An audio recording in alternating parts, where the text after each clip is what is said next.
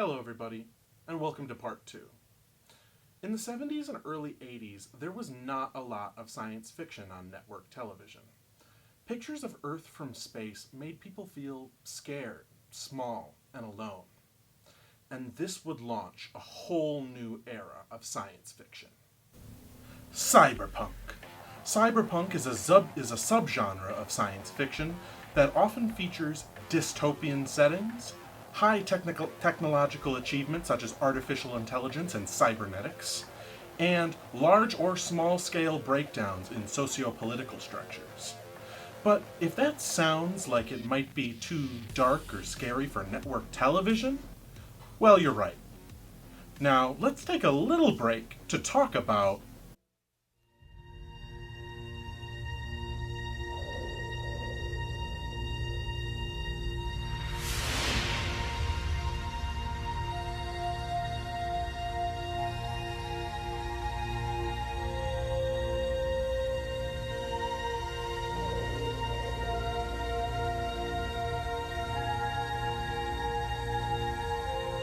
space, the final frontier.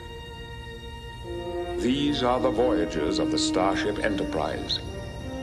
Its continuing mission to explore strange new worlds, to seek out new life and new civilizations, to boldly go where no one has gone before.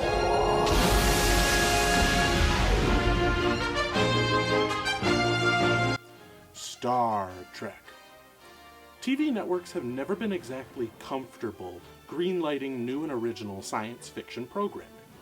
It would take a series that is both well-liked, well-known, and family-friendly to put a foot in the door to let science fiction back on television during the 1980s. Star Trek: The Next Generation. Next Gen was not only able to win over the hearts of old-school Trekkies, but it also inspired a whole new generation of viewers. People liked Next Generation so much that it even inspired a kind of Star Trek Golden Age. In the years that followed after it debuted in 1987, we would see multiple series pop up. Deep Space Nine would start in 1993, Voyager would begin in 1995, and Enterprise would start in 2001. 25 seasons, over 600 episodes of Star Trek. Star Trek is the golden standard of utopian science fiction. These series elevated its cast members like never before. Women and people of color were put as equals, which was uncommon for the era that it was created in. And the series' insights on war, sex, race, and gender were far ahead of its time. Star Trek was able to open the door for a new era of science fiction television, one of its best, starting in the late 80s and going on through the 90s. Now let's go back to cyberpunk. Space exploration actually caused a sort of worldwide existential crisis. Sci-fi writers started churning out much darker and more morally ambiguous work. Cyberpunk started in comic books before anywhere else. Japanese, American, and British comic book writers drew inspiration from punk, skater, and hacker subcultures to define the aesthetic of cyberpunk. In fact, the most popular cyberpunk comics came out of Japan. In fact, the first true cyberpunk TV shows were actually anime. Cyberpunk manga and anime were some of the first comics and TV to gain major popularity in America that started in Japan. Popular manga like Akira, Ghost in the Shell, and Battle Angel Altia became extremely popular in America, both the anime and manga forms. Comics and manga like these are what inspired some of the greatest cyberpunk movies of the 80s, such as Blade Runner and Tron in 1982, The Terminator in 1984, and RoboCop in 1987. The heavier subject matter and darker themes of cyberpunk led to the rebirth of the film noir movement dubbed neo-noir. Neo-noir often uses effects like tilted camera angles, interplay of light and shadow, and unbalanced framing to signify the blurring lines between good and evil and right and wrong.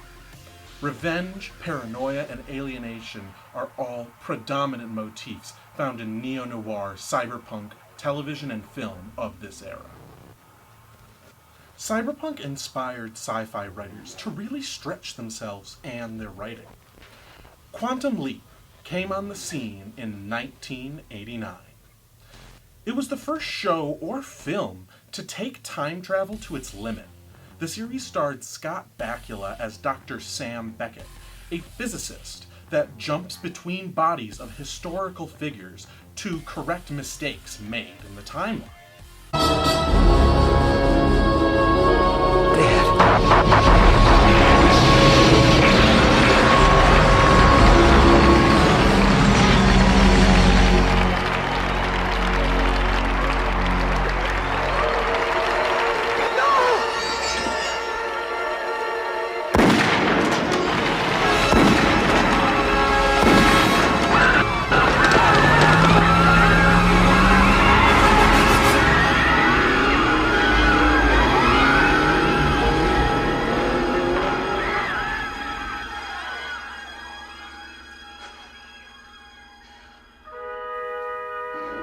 Just now we have received reports here at Parkland that Governor Connolly was shot in the upper left chest. And the first unconfirmed reports say the president was hit in the head. I repeat, the unconfirmed report that the president was hit in the head. The president's wife, Jackie Kennedy, was not hurt. She walked right into the hospital. Thanks, Al. If you hadn't reached me, I would have shot. No, it wouldn't have been you pulling that trigger, Sam. Not really. And then when I had a chance to save him, I leaped. Why, Al? Why? Oswald's mind finally reconnected, and when it did, he leaped back. And you leaped into the nearest person that could accomplish your mission. But I didn't accomplish it. Well, maybe you did. I didn't save him. No. But it doesn't look like that's what you were here to do. Ziggy thinks you were here to save her. Your Swiss cheese mind probably doesn't remember, but the first time, Oswald killed Jackie, too.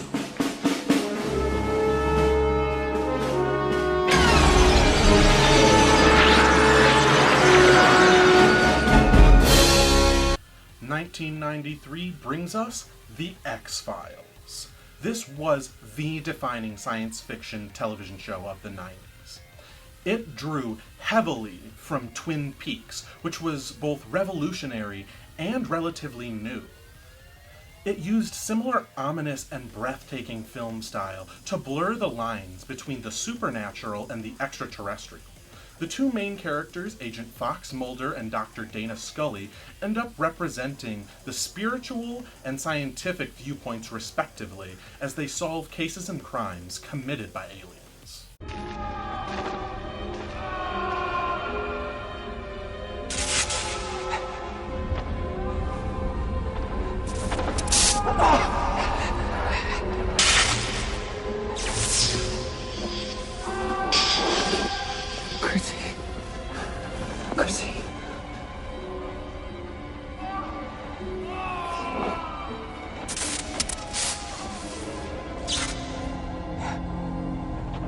What do you want with us? What do you want with us? How did the alien respond? Well, all he did was...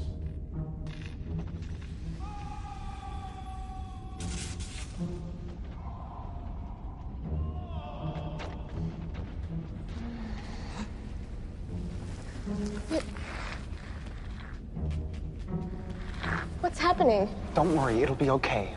I'm here to protect you. I'll never let anything happen to you.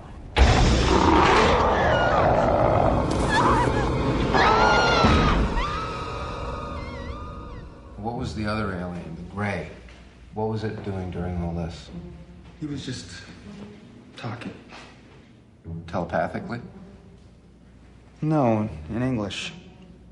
He just kept saying the same thing over and over again. This is not happening. This is not happening. This is not happening. This is not happening. You shut up already!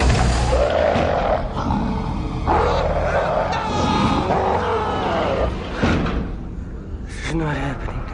This is not happening. Stargate became another sci-fi franchise giant. With the starting movie in 1994 and the starting series in 1997, multiple series and movies have come out centering around the Stargate. This series plays with the concept of wormholes. The Stargates are like a series of doorways that connect different parts of the galaxy together. In this series, we see human civilization enter the intergalactic community. We get to see this while the government also tries to keep it secret from their own population.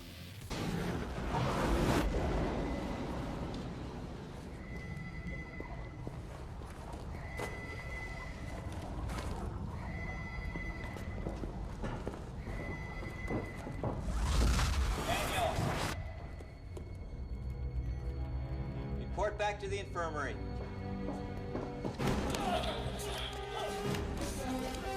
Over the gate! Do it now!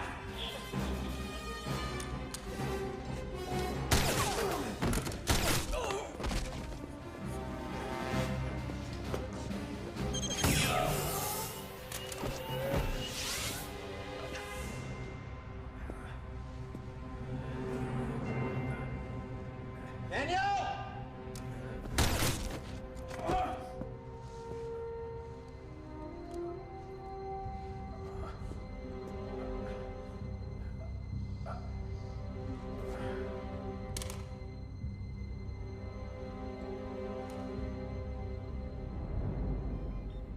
Cyberpunk and its offshoots have dominated the science fiction genre for the past 45 years. Countless reboots have been made of Ghost in the Shell, Battle Angel Altia, Blade Runner, Tron, RoboCop, Terminator, X-Files, Star Trek. You name it, there has been a reboot made of a cyberpunk story. However, there are some contemporary original science fiction works that are currently on air and changing the genre. There are not too many, but right now, Black Mirror and Rick and Morty are some of the most revolutionary science fiction on the air. Just like Cyberpunk, these works are still filled with existential dread and the knowledge of the meaninglessness of the universe. These works are part of what some people are calling post-postmodernism.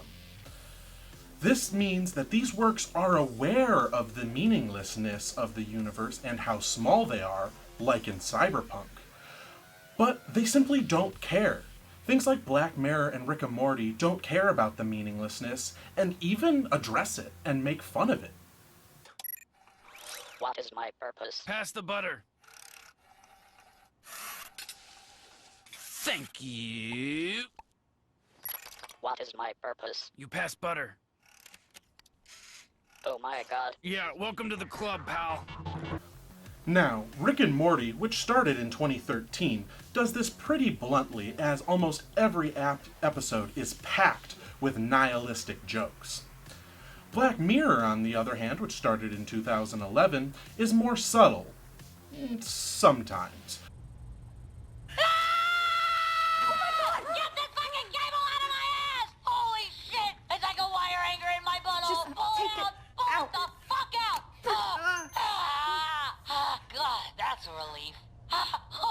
Hold on, I can think.